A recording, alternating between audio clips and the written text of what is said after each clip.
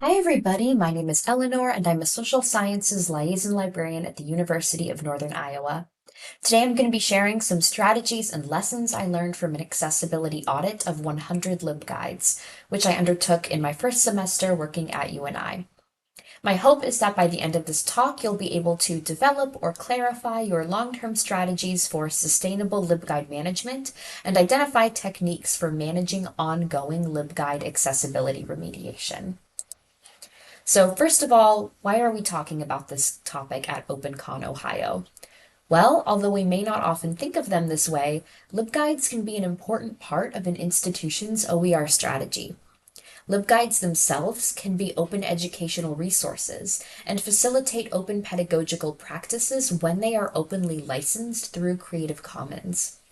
Because OER isn't just textbooks, it can be in-class activities, worksheets, interactive tutorials, recorded and asynchronous demos, lectures, accompanying slide decks, all things that we often host on LibGuides.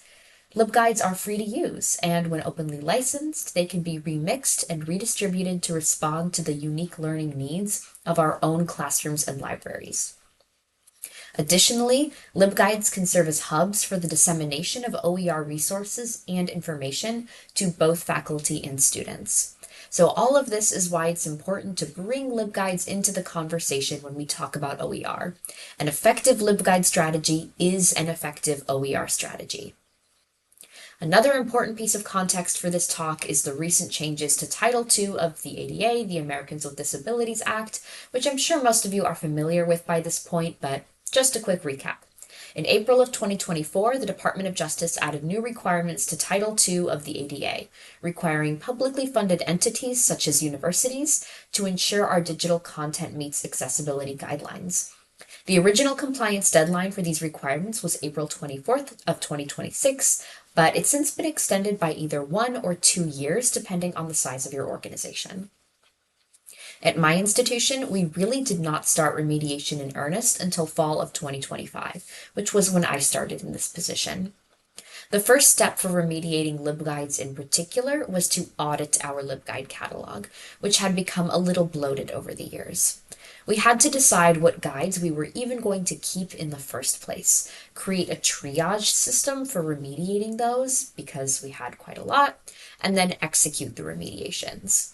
I inherited a catalog of 100 social sciences guides from my predecessor, and I had to audit and triage these guides within my first couple months in the position in order to stay on track with the remediation deadline, which at the time was April of 2026. I'm going to focus the rest of my talk today on this auditing and triage process, so no matter if you're doing a LibGuide audit in order to facilitate Title II remediation, or it's just time to do a strategic reevaluation of your LibGuide catalog, hopefully this talk can provide some useful strategies for conducting a LibGuide audit. Because, again, an effective LibGuide strategy is an effective OER strategy. So the first lesson I learned from auditing 100 LibGuides is that precision, not reduction, is the name of the game. As I've alluded to, our LibGuide catalog was a little bloated from years without any kind of audit, so we did find plenty of places to cut and consolidate guides. For example, we had 3 guides about using primary sources in undergraduate research, which we consolidated into one. In cases like those, we would choose one guide to overhaul, making sure all of the most important content is on that guide, and then we would set the other guides to redirect to the new one, right? In case folks still had links to those other guides saved in syllabi or Blackboard sites. However, while doing this audit, we also identified a few gaps where we actually didn't have a LibGuide, but one would be useful. For example, we realized we did not have a criminology research guide, and criminology is an expanding, rapidly developing program at UNI, so definitely a program that would benefit from a research guide. So we created one, and I actually started using this guide immediately with criminology honors students. So consolidating guides that have similar content is a useful strategy for fostering sustainability in terms of LibGuide maintenance. But it's also important to be thinking about gaps and emerging needs across campus, right? Oftentimes the purpose of a LibGuide audit could be to slim down the catalog, right? Increase sustainability, make it easier to manage. But it's also important to be looking out for opportunities to add new offerings if there are needs that are emerging as new programs arise across campus. So the second lesson I learned is all about managing the unique challenges that come with being a new liaison taking on a project like this. There were quite a few course guides that were used little enough to raise a yellow flag, but not so little that I felt comfortable permanently deleting them. Especially because as a new librarian, I didn't have a lot of the context about the creation of these guides or how they'd been used in the past. Right? How much of a guide's usage was driven by my predecessor actively teaching with it versus, students finding the guide organically using it, quote unquote, on their own, right? Which faculty member had requested that this guide be made? Were they still the ones teaching the course? Were they still at UNI, right? So lots of questions.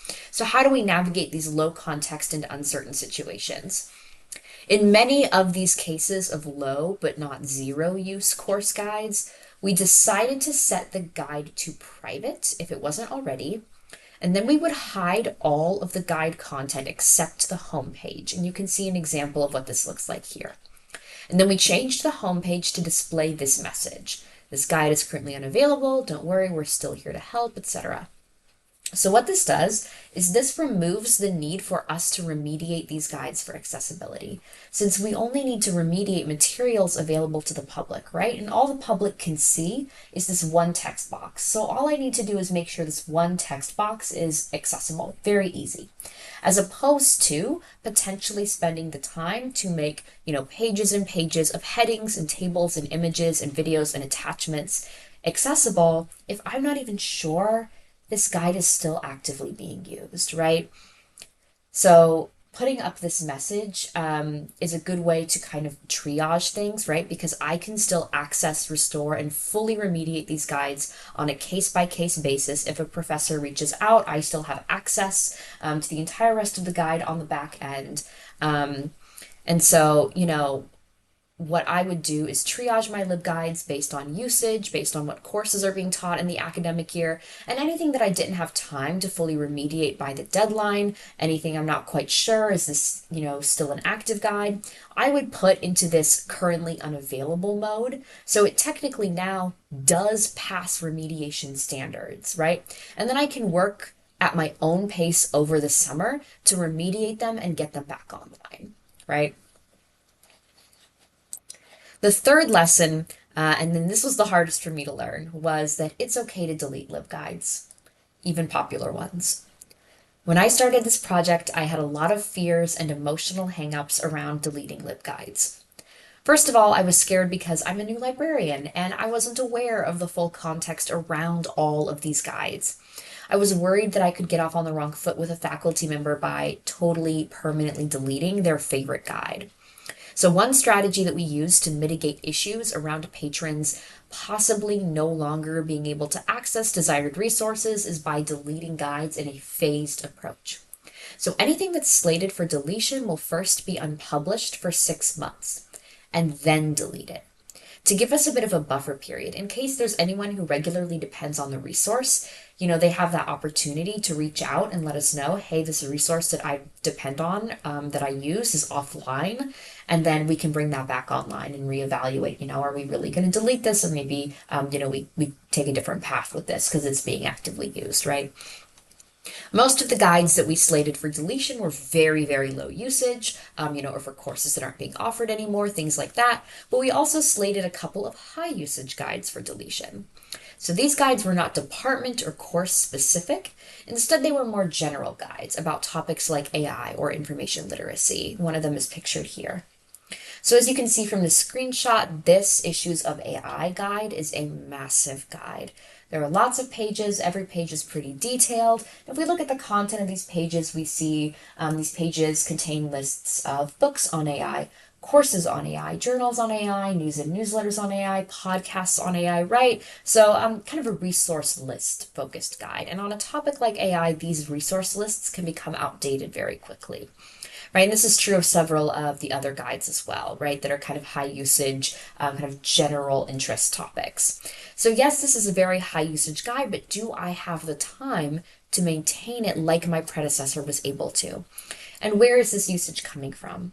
We found that for these guides, the vast majority of our use was from the community beyond campus. And as a public university, we absolutely have an obligation to the broader Iowa public beyond campus. But our primary responsibility is to our students and faculty. And unfortunately, I can't be everywhere at once as much as I wish that I could be, and I can't sacrifice time that I would have spent working on student-focused resources to maintain a resource that is really not being used by students or faculty. So again, we're thinking precision. What are our campus needs right now? What resources are students and faculty using right now? We ultimately decided to slate these media and AI issues guides for deletion because it was just not sustainable for us to maintain them. And instead the library supports AI literacy through more sustainable initiatives. So again, it's okay to delete LibGuides sometimes, even popular ones. Overall, this project has shifted my LibGuide approach from just in case to just in time, similar to how many of us are adjusting our collection development models to account for dwindling resources. I've realized that the vast majority of the LibGuides I inherited were created just in time, in response to a direct faculty request. But as campus needs shift over time, a guide that was once created just in time might now be hanging on just in case. And that gets to the importance of regular LibGuide audits to identify those guides that may now be extraneous or not, so necessary, so that we can prune them and redirect our time to resources that more directly address the current teaching and learning needs of our faculty and students. And finally, there is no way that I could have accomplished a project of this scope alone, so I want to close by acknowledging some of my amazing colleagues who were critical in this process. First and foremost is Claire Bowling, our instructional design specialist, who coordinated this auditing project across the library and answered so many of my newbie questions about accessibility when I was just getting started. I also want to shout out Catherine Arndt for leading so much of our library's accessibility efforts, and Anne-Marie Gruber, who I'm sure many of you know, for helping me learn more about the world of OER. So thank you all so much for listening. Here's my contact information if you'd like to connect further about anything LibGuides, OER, liaison work, being a new librarian, anything like that. And I look forward to chatting with you all.